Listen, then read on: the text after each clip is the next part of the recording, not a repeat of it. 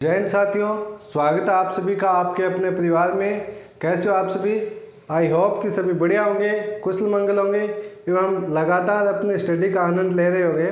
साथियों, जैसा कि आप सभी को ये विदित है कि अपना जो राजस्थान की आर्ट एंड कल्चर के अंदर जो टॉपिक चल रहा था वो चल रहा था राजस्थान के लोक देवता।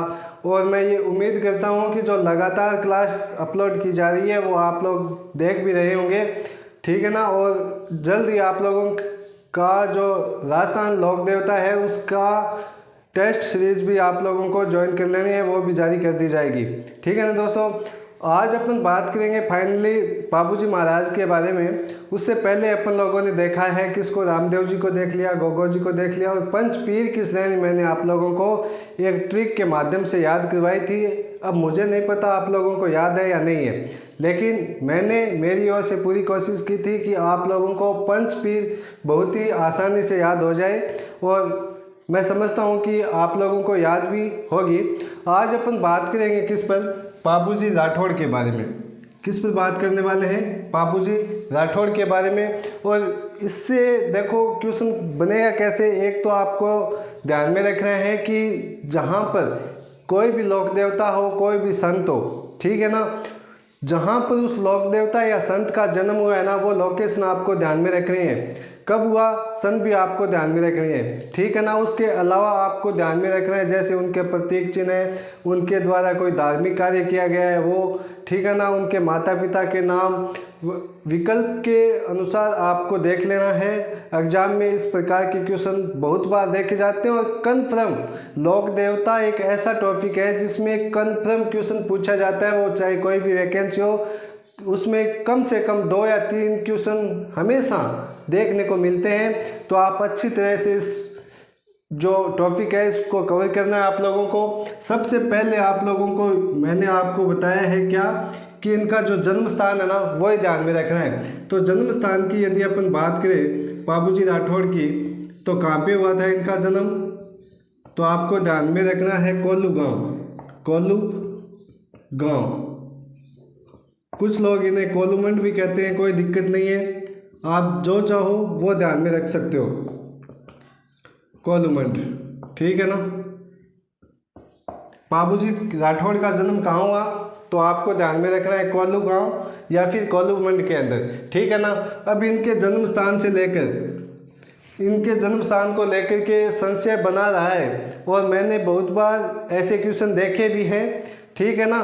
तो वो भी आपको ध्यान में रखना है कि एक तो आपके 10वीं क्लास की जो पुस्तक है ना, 10वीं की पुस्तक, उसमें इनका जन्म और एक मेहनत नैन्सी, मेहनत नैन्सी,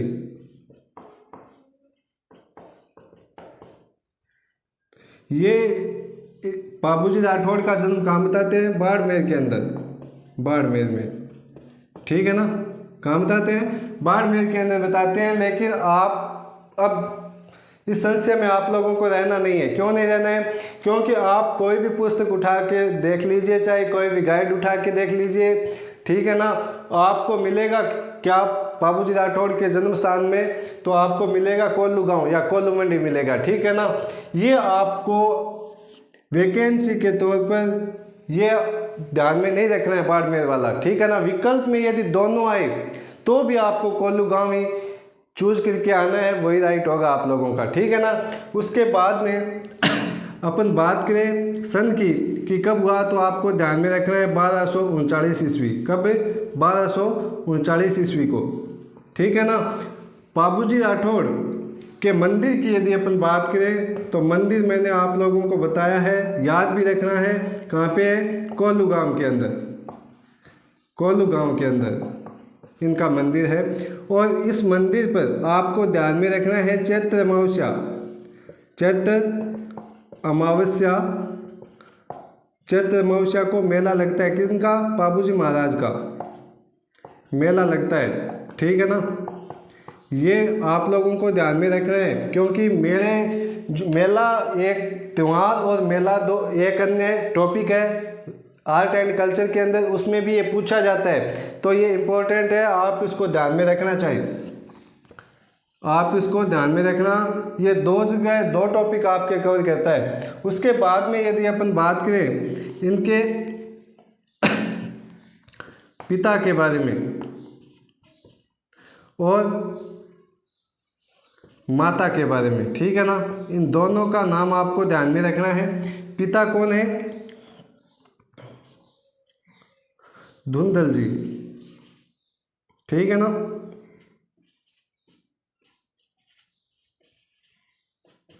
और माता कमला दे,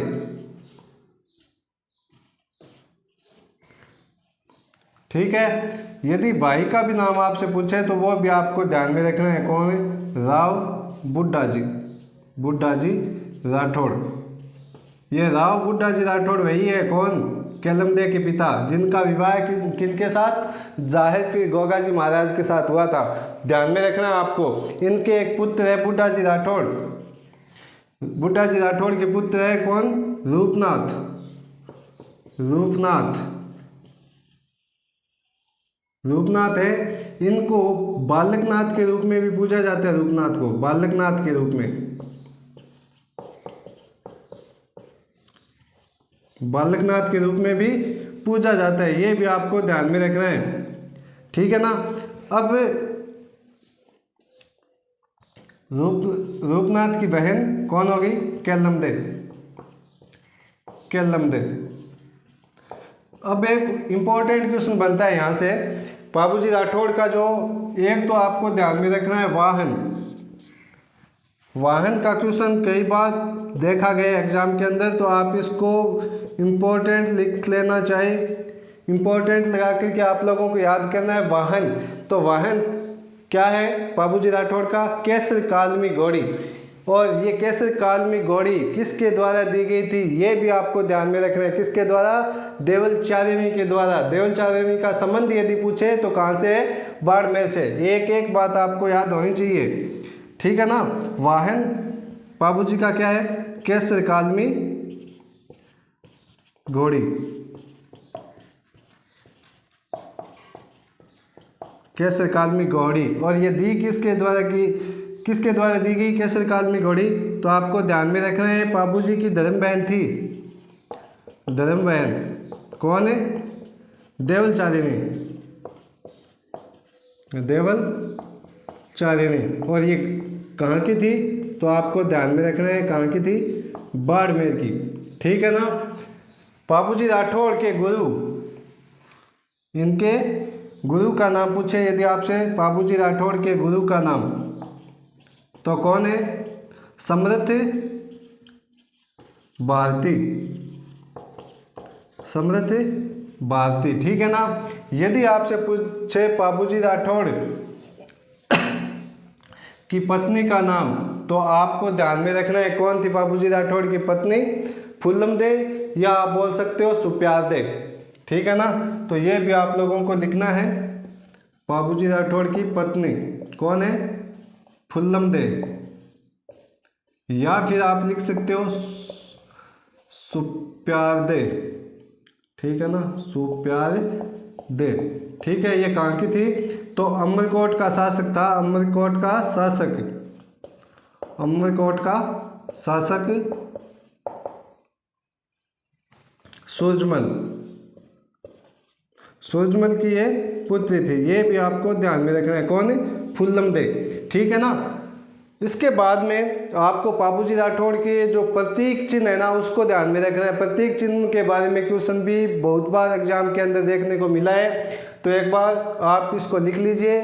बाद में अपन बाबूजी राठौड़ के बारे में और भी चर्चा करेंगे, तो लिख लीजिए आप इसे।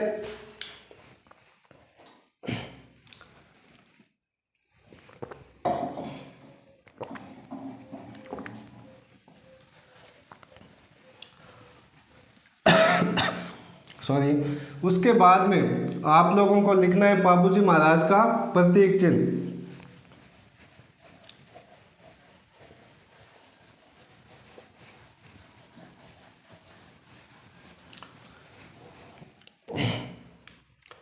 प्रतीक चिन्ह,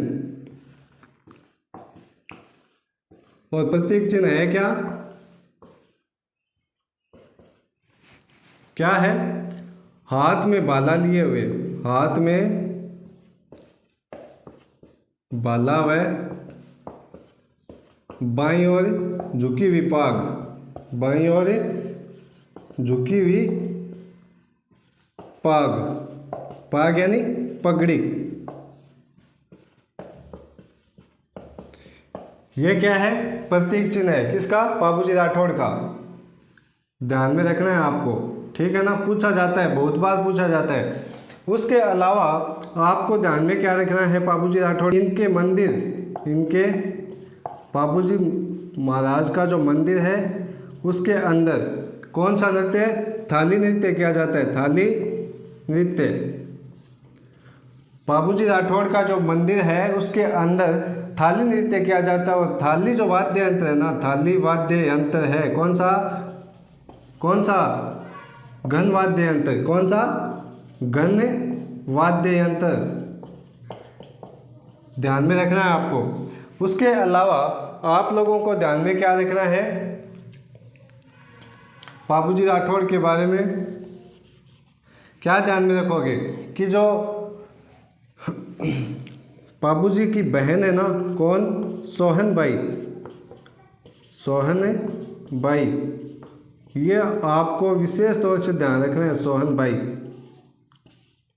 सोहन बाई है, इसका विवाह है किसके साथ हुआ? जिंदराव खिंची के साथ। जिंदराव खिंची,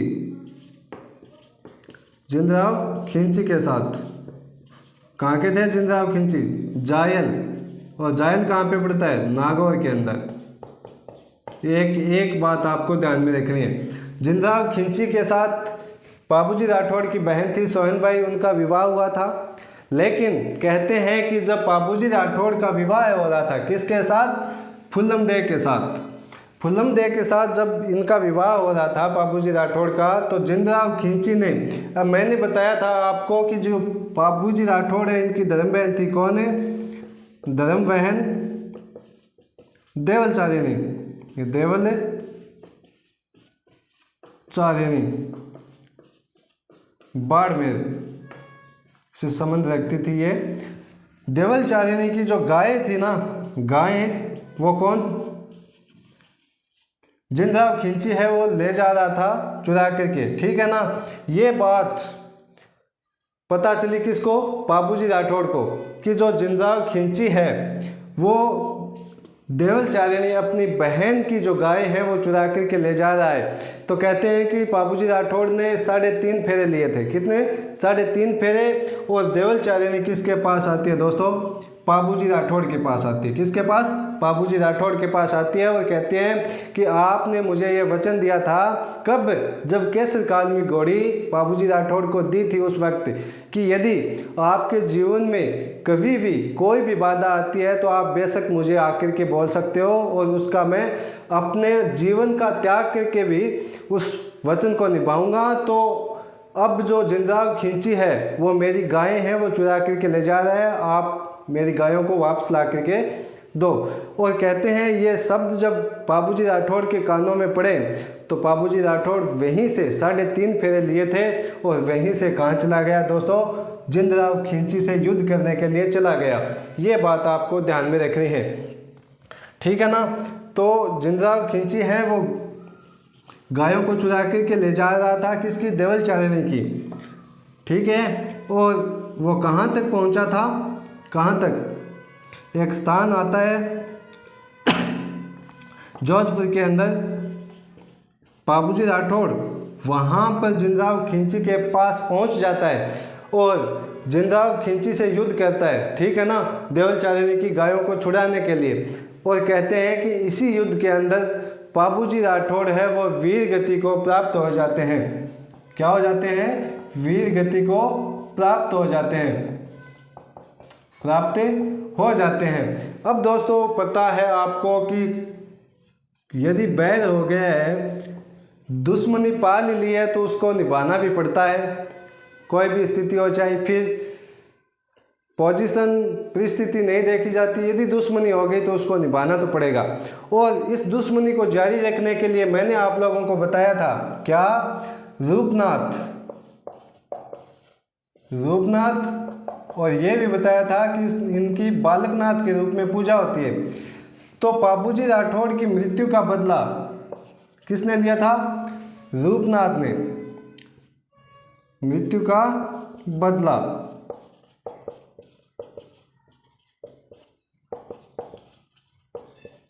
किसने लिया था दोस्तों? रूपनाथ ने लिया था बाबूजी राठौड़ की मृत्यु का बदला। ये आपको ध्यान में रखना है। उसके अलावा बाबूजी राठौड़ के जो उपनाम है उनमें भी देखो क्वेश्चन बहुत बार पूछे गए हैं। क्वेश्चन पूछा जाता है बाबूजी राठौड़ के उपनाम के बारे में। तो उपनाम में भी आप लोगों को ध्यान में रखना है। क्या नाम ध्यान में रखना है? एक तो आपको ध्यान में ये रखना है कि बाबूजी राठौड़ को लक्ष्मण का अवतार माना जाता है, ठीक है। प्लेग रक्षक देवता माना जाता है, ऊंटों के देवता माना जाता है। और आपको ध्यान में ये रखना है कि बाबूजी राठौड़ को क्या माना जाता है दोस्तों? बाबूजी राठौड़ को गायों का मुक्तिदाता माना जाता है। ये भी आपको ध्यान में रखना है। तो उपनाम भी आप लोगों को लिखने हैं। उपनाम,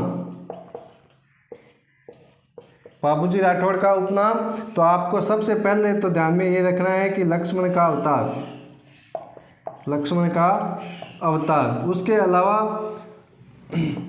आपको ध्यान में रखना है प्लेग रक्षक देवता, प्लेग रक्षक देवता, ठीक है ना।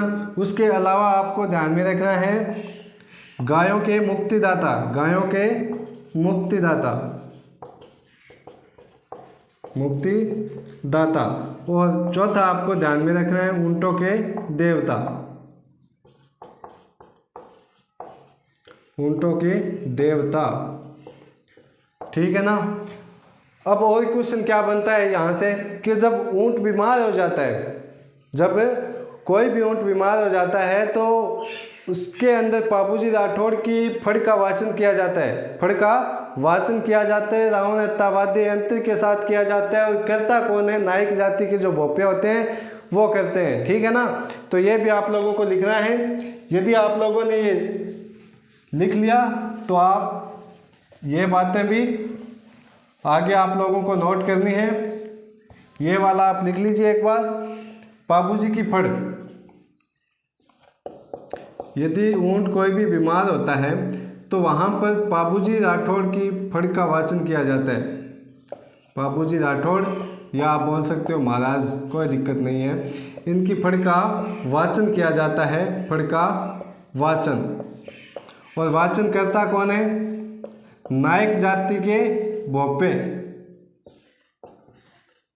नायक जाति के भोपे हैं वो बाबूजी राठौड़ की फड़ का वाचन करते हैं, ठीक है ना। कहते हैं कि बाबूजी राठौड़ की जो फड़ है ना वो किसकी बनी हुई है? चांदी की बनी हुई है। किसकी? चांदी की बनी हुई है। और ये जो बाबूजी राठौड़ की फड़ है वो राजस्थान की सबसे लोकप्रिय फड़ मानी जाती है। बिल्कुल याद रखनी है कि जो बाबूजी राठौड़ की जो ये फड़ है वो राजस्थान में सबसे लोकप्रिय फड़ है, सबसे लोकप्रिय फड़ मानी जाती है। और इनकी फड़ का वाचन मानी जाती है, ठीक है। और इसके अलावा आपको ध्यान में रखना है, इम्पोर्टेंट लगा करके लिखना है। मोस्टली एग्जाम के तौर पर इम्पोर्टेंट रहने वाला है कि जो बाबूजी राठौड़ की फड़ का जब वाचन किया जाता है तो वाद्य यंत्र काम में लिया जाता है और उस वाद्य यंत्र का नाम अक्सर एग्जाम में पूछा जाता है। ध्यान में रखना क्या है? रावण हत्ता, रावण हत्ता वाद्य यंत्र। बाबूजी की जो फड़ है उनका वाचन नायक जाति के भोपे रावण हत्ता वाद्य यंत्र के साथ करते हैं। उसके अलावा आपको ध्यान में रखना है बाबूजी के पवाड़े, बाबूजी के पवाड़े। और ये भी किस वाद्य यंत्र के साथ? माठ वाद्य यंत्र के साथ किया जाता है, माठ वाद्य यंत्र के साथ किया जाता है। ये भी आप लोगों को ध्यान में रखना है, किया जाता है। तो दो बातें आपको ध्यान में रखनी है। पहली बात तो ये कि जो बाबूजी की जो फड़ है उनका वाचन करते समय कौन से वाद्य यंत्र का प्रयोग किया जाता है, तो आपको ध्यान में रखना है कौन सा, रावणहत्था वाद्य यंत्र। और यदि आपसे ऐसा पूछ लिया जाए कि बाबूजी के पवाड़े के समय कौन सा वाद्य यंत्र काम में लिया जाता है, तो आपका आंसर क्या होना चाहिए, माठ वाद्य यंत्र। कौन सा दोस्तों, माठ वाद्य यंत्र। यह था आपका बाबूजी राठौड़ का टॉपिक जो मेरी ओर से यहाँ से कंप्लीट होता है। यदि कोई भी इंफॉर्मेशन यदि बच जाती है तो अपन अगले वीडियो के अंदर कवर कर लेंगे, आपको टेंशन लेने की आवश्यकता नहीं है। ठीक है ना दोस्तों, आपको तो बस जितना करवाया जाता है ना उतना सिलेबस आप तैयार करते जाइए। आप ये आश्चर्यचकित हो जाएंगे जिस दिन सिलेबस कवर होगा ना, तो आप कहेंगे इतना कैसे याद हो गया। धीरे धीरे सब कुछ याद हो जाएगा, आप लोगों को याद कराने की गारंटी मेरी है। बस जितना करवाया जाता है सिलेबस वो आप करते जाइए, ठीक है ना। धीरे धीरे रही मना धीरे सब कुछ हो, ठीक है। तो धीरे धीरे आप लोगों को स्टेप बाय स्टेप चलना है, सिलेबस हो जाएगा। सिलेबस चाहूँ तो आप लोगों का सिलेबस 1 महीने के अंदर राजस्थान की आर्ट एंड कल्चर पूरी करवा सकता हूँ मैं, ठीक है ना। लेकिन करवाऊंगा नहीं, क्यों नहीं करवाऊंगा, क्योंकि यदि जल्दीबाजी के अंदर आप लोगों को सिलेबस करवाया जाएगा तो कन्फर्म है कि आप लोग उनको याद नहीं कर पाओगे, ठीक है। धीरे धीरे यदि सिलेबस होगा, पॉइंट वाइज होगा, तो आपको याद भी आसानी से होगा।